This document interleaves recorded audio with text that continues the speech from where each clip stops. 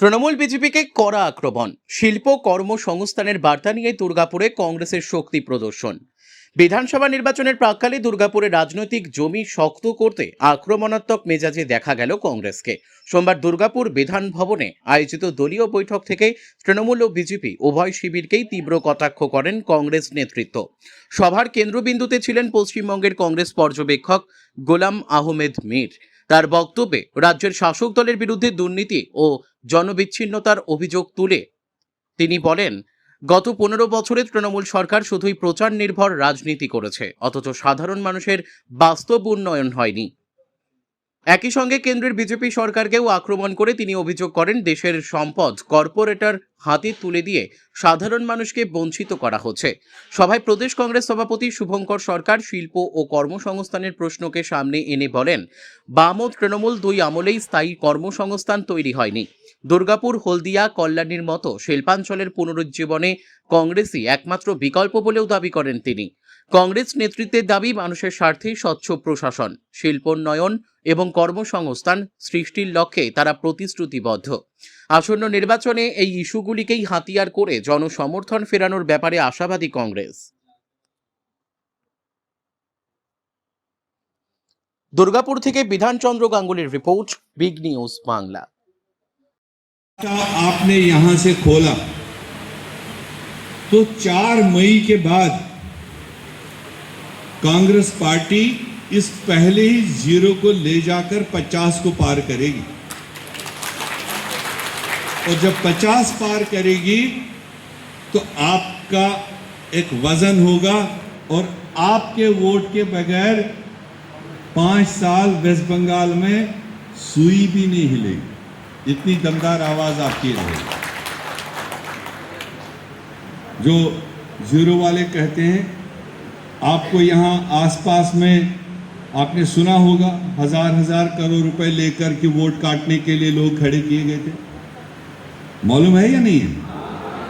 यार वो पीछे वाले सिर तो हिला दो, मुझे लगेगा मैं सही कह रहा हूँ गलत कह रहा हूँ। 1,000 करोड़ ये भाजपा को पूछना चाहिए। और विराम देना चाहता हूं। सबको एक बार मैं बोलना चाहता हूं, ये लड़ाई कांग्रेस को बचाने का लड़ाई है।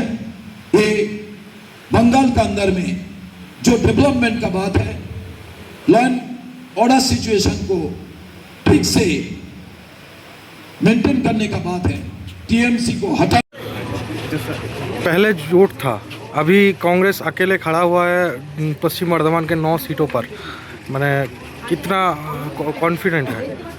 आप सुन रहे थे अंदर, मैंने लगातार कहा कि ये लोगों की आवाज़ थी, ये हमारे पार्टी के कर्मठ कार्यकर्ताओं की आवाज़ थी कि हमको अकेले लड़ना चाहिए और 294 सीटों पर लड़ना चाहिए। वही चीज़ का लीडरशिप ने संज्ञान लिया और फैसला कर दिया। और हमें खुशी आज के दिन पर, वेस्ट बंगाल में आज के दिन पर अगर 294 सीटों पर कोई सिंबल है तो वो कांग्रेस का। बाकी दूसरी बड़ी पार्टियों का 294 पर नहीं है, कोई 285 पर है, 290 पर है, मैं 294 को पूरा सिंबल नहीं दे पाए।